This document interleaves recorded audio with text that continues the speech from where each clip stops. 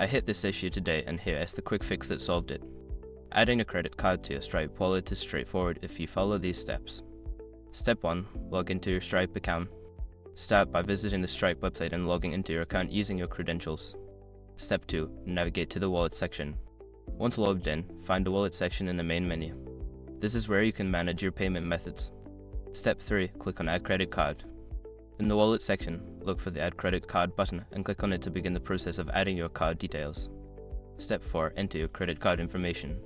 Fill in the required fields with your credit card information, including the card number, expiration date, and CVV. Make sure all details are accurate to avoid errors. A quick tip: double-check the CVV number, as entering it incorrectly can lead to a failed transaction. Step 5. Save your changes.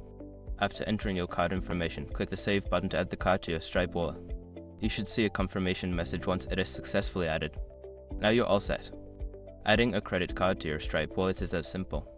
If you run into any issues, don't hesitate to reach out for help.